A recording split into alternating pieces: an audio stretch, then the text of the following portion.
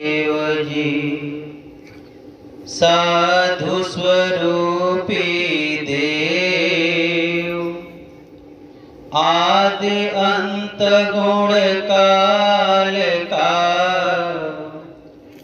जानन हारे भेव। तिल घोटत ताड़ी लगी, दिल दरिया के तीर। गुरु नानक के संशय मिटे, सतगुरु मिले कबीर। शब्द स्वरूपी ज्ञान में दया सिंधु मति धीर। मदन सकल घट पूर है, करता सत्य कबीर। गरीब पुरुष कबीर ने देह धरा नहीं कोई, शब्द स्वरूप रूप है। घट घट बोले सोई, सांभर में सतगुरु मिले। दियो पान की पी, बूढ़ा बाबा यस कही। यह दादू के सी, जो मोह को निज नाम दिया। सतगुरु सोई हमारा, दादू दूसर कौन है। कबीर सिरजनहारा, कबीर साहिब कहीं गए। ढोल बजाए बजाए, दादू दुनिया बावरी। तेहि के संग न जाए। जय जय शरण कबीर के, तरी गए अनंत अपार। दादू गुण के ताकहूँ, कहत न आवे पार। कहत न आवे पार। ज्ञान मूर्ति देव स्वरूप मंचासीन पूज्य हजूर साहिब जी और हमारे बीच में पधारे हुए अगुआ साहेब और हमारे मंच पे पधारे हुए विश्वकर्मा गोस्वामी साहेब और अनेक संत पधारे हुए हैं। मैं उनके पावन चरणों में नमन बंदन करते हुए जितने भी क्षीर विवेकी संत जन यहाँ पे विराजमान हैं, उनको भी हार्दिक स्वागत, अभिनंदन एवं वंदन है। काफी समय से आप सभी लोग सत्संग और भजन का लाभ उठा रहे थे। आप सभी लोग मुक्ति का पाने के लिए और ज्ञान को अर्जित करने के लिए यहाँ पे उपस्थित हुए हैं, क्योंकि आप लोग अपना अमूल्य समय दे रहे हैं। क्योंकि अगर इस समय का आकलन किया जाए तो कुछ कहने में नहीं है। तो हमें इतने संतों के द्वारा आप लोगों ने कथा प्रवचन को सुना, उससे आपका लाभ क्या होगा? क्योंकि आप कोई भी काम करते हैं, भक्ति करते हैं या कोई भी दुनिया का कोई भी काम करते हैं, आप उससे चाहते क्या हैं? आनंद चाहते हैं, सुख चाहते हैं। लेकिन उस कार्य को कर रहे हैं आप, लेकिन कितना सुख मिला है, कितना शांति प्राप्त किए हैं, आप ही इस चीज को जान पाएंगे अच्छी प्रकार से। अपने जीवन पर मूल्यांकन करें। हम छोटे थे तो कितने परम आनंद में जी रहे थे, लेकिन जैसे जैसे हम बड़े होते गए वैसे वैसे चिंता सारी व्याधाएं आपको ग्रसित करते चली गई, आप परेशानियों से त्राही त्राही होते चले गए, आप दुख के दलदल में पड़ते गए। आपने अपना अमूल्य समय कहां दिया, लेकिन आप उसी रहस्य को समझने के लिए यहाँ पे आप लोग बैठे हुए हैं। काफी संत महात्माओं ने अपने अपने तरह तरह से बताने का प्रयास किया, आपको समझ में भी आया होगा, लेकिन सदगुरु की एक वाणी है, तीर्थ गए से एक फल, संत मिले फल चार, सतगुरु मिले अनेक फल, कहें कबीर विचार। जब सतगुरु मिलेंगे तभी आपको अनेक फल प्राप्त होगा। अब अनेक फल में आप जो चीज चाहते हैं वह चीज प्राप्त हो जाएगा आपको, या घर में चाहते हो, या समाज में चाहते हो, या नेतागिरी में चाहते हो, या भक्ति क्षेत्र में चाहते हो, हर क्षेत्र में आप प्रगति कर जाएंगे। कब? जब सतगुरु की दया होगी, जब सतगुरु को आप जानेंगे। क्योंकि आपका जीवन जो इतना दुख में, इतना कष्ट में क्यों हुआ, इस बातों पे विचार करें।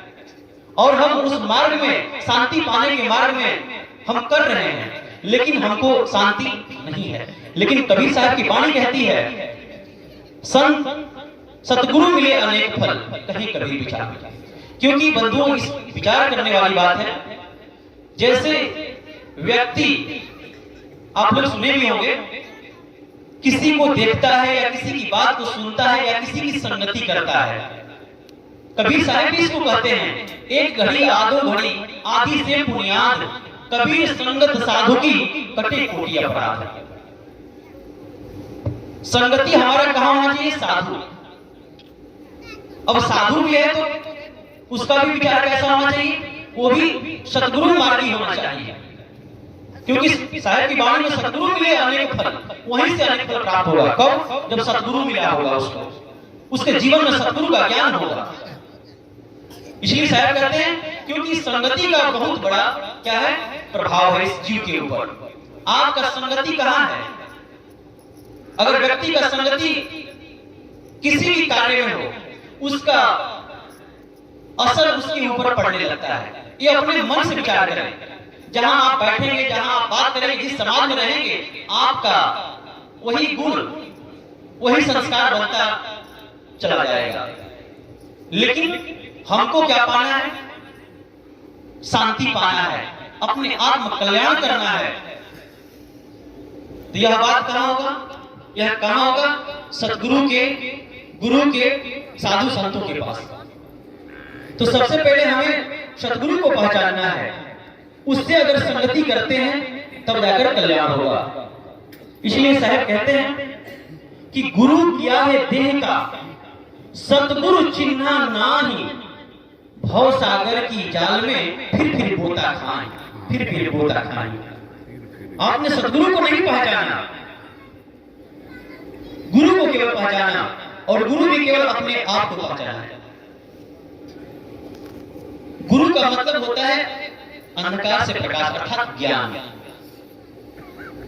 अगर हम ज्ञान बता रहे हैं तो जैसा आपका शरीर वैसा मेरा शरीर, लेकिन हमारे अंदर ज्ञान है तो कोई व्यक्ति गुरु रूप में देखेगा। अगर वह ज्ञान निकाल लिया जाए तो जैसा आपका शरीर वैसा मेरा शरीर। इसलिए ज्ञान ही गुरु है। वह ज्ञान किसका ज्ञान? सद्गुरु का ज्ञान। इसलिए साहब कहते हैं कि हमें जीवन में सद्गुरु समझना, सद्गुरु को जानना। सद्गुरु कौन है यह किसी को पता नहीं है। सद्गुरु कौन है, हम आप सब लोग संशय में हैं, क्योंकि कल्याण उन्हीं से होगा हमारा। उनकी संगति करेंगे तभी कल्याण होगा। इसलिए साहब कहते हैं, दादू की पिंजर परी, नानक की पड़ी देह, इनमें सतगुरु कौन है, मोहि अंदेशा ये। दादू नानक तो हम सब नहीं है ना, वो लोग तो आत्मज्ञानी थे लेकिन सद्गुरु नहीं थे। साहब कहते हैं कि दादू की पिंजर परी, दादू पिंजर मतलब शरीर, दादू की पिंजर परी, नानक की पड़ी देह, इनमें सतगुरु कौन है, मोहि अंदेशा ये। उनके भक्तों ने उन्हीं को सतगुरु माना, क्योंकि अभी सत्य संत सतप्रियदास जी अभी आप लोगों के सामने साखी प्रस्तुत की थी। मलयागिरी के पास में वृक्ष रहे सब होए, कहवे को चंदन भया मलयागिरी नहीं होए। वह मलयागिरी वृक्ष में ही वह शक्ति है किसी दूसरे को चंदन बनाने की। अब जो दूसरा वृक्ष है वो सोचे कि हम किसी दूसरे वृक्ष को चंदन बना दें, ऐसा स्वभाव नहीं है उसके अंदर। ठीक उसी प्रकार से सतगुरु के अंदर वो ताकत है। अगर कोई गुरु भी बना है तो सतगुरु के ज्ञान से बना है, अपने ज्ञान से नहीं बना है कोई। इसलिए सतगुरु, सबका कल्याण सतगुरु से ही होगा। सतगुरु कौन है फिर प्रश्न उठेगा, किसको कहेंगे सतगुरु?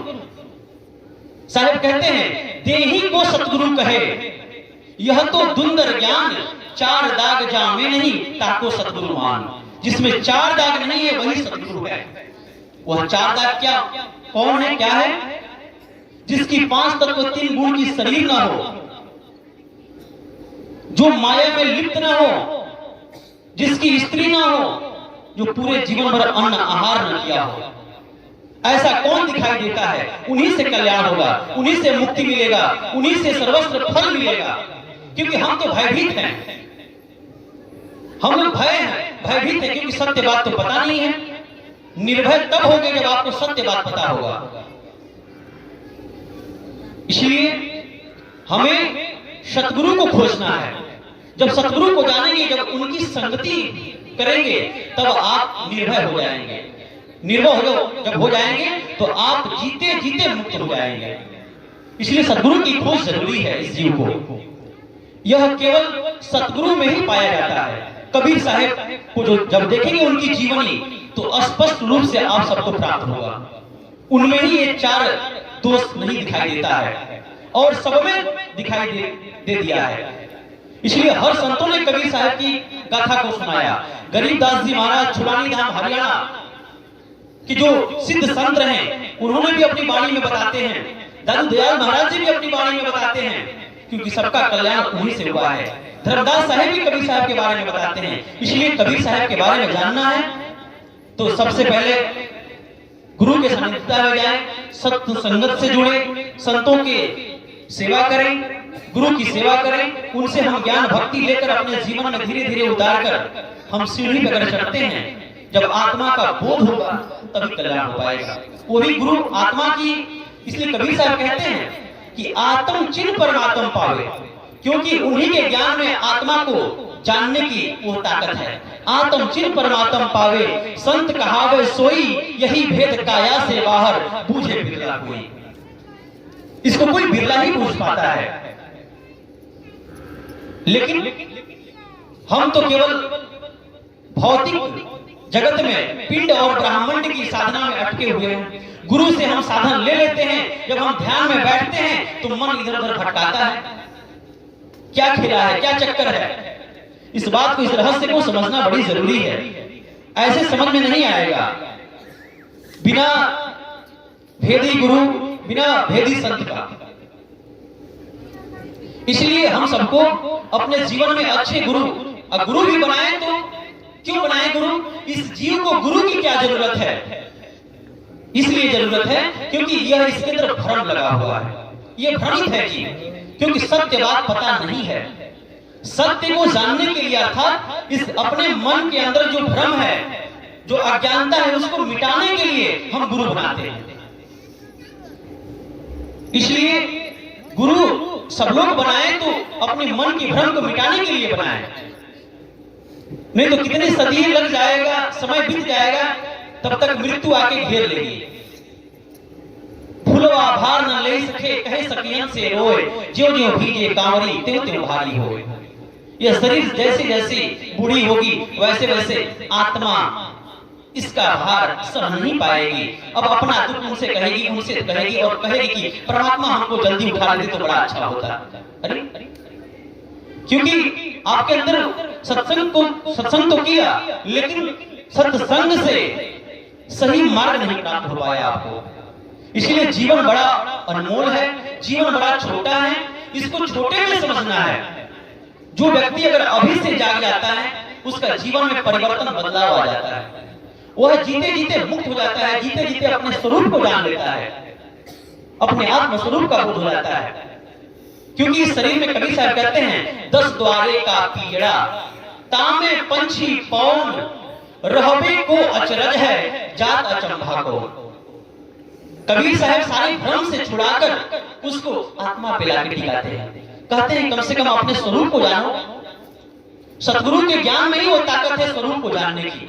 क्योंकि कबीर साहब कहते हैं शब्द हमारा तू शब्द का, सुन मत जाऊ सरक, जो चाहो निज तत्व को, तो शब्द ही ले परख, शब्द ही ले परख। वह कौन से शब्द की बात करते हैं?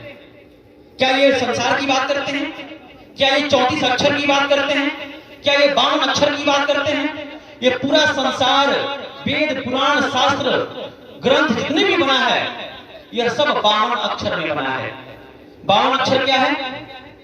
क ख ग घ जितने भी हैं, इसमें स्वर है, व्यंजन है, इसी को मिलाकर वाक्य बना है। इसी वाक्य से पूरे संसार को हम लोग बोध करते हैं। लेकिन साहब कहते हैं 16 सहस्त्र शब्द में भाखा, सार शब्द में बाहर रखा। मैं सार शब्द को बाहर रखा हूं, सार शब्द जाने बिना कौवा हंस न होए। इसका कल्याण आत्मज्ञान कब होगा? जब इस सार शब्द को जानेगा। इसकी आत्मा का सच्चा स्वरूप शब्द स्वरूप है। वह स्वरूप कैसा है? शब्द स्वरूप है। वह शब्द क्या है? क्योंकि साहब कहते हैं कि 52 जो अक्षर है इससे ऊपर है। 52 अक्षर जीव आधारा, ये जीव का आधार से ऊपर है। ये 52 अक्षर जितने भी है वो जीव से हम नाम लेते हैं। लेकिन वह जो सार शब्द है, शब्द शब्द सब कोई कहे, वह तो शब्द विदेह जिभ्या पे आवे नहीं, निरख परख कर ले। वह निरख परख करने में नहीं है। वह सार शब्द का जाप नहीं, वाणी विषय न होए, यह तो अद्भुत खेल है, देख ज्ञान गम सोए, देख ज्ञान गम सोए। यह अद्भुत खेल है। वो सुरती और शब्द का चीज है। वो सुरत क्या है? ध्यान है। अब इसको कह लिए किसी से अगर किसी व्यक्ति का प्रेम लग जाता है तो इसकी यहाँ पे बैठा है, लेकिन थोड़े समय के लिए उस पर उसकी नजर, उसकी याद बन जाता है, वह उसकी ध्यान वहां भटक जाता है। आपका कान यही रहेगा, आपका आंख यही रहेगा, फिर भी हमारी आवाज को नहीं सुन पाएंगे आप। इस आंख से आप हमको देख नहीं पाएंगे। तो क्या आपकी श्रुति यहां से हट गई? सारा खेल श्रुति का है। जब श्रुति, और यही श्रुति अंधी है उस शब्द के बिना। शब्द बिना श्रुति आधरी, कहो कहां को जाए, द्वार न पावे शब्द का, फिर भटका खाए, फिर भटका खाए। इसलिए शब्द का भेदी बने, शब्द को जाने।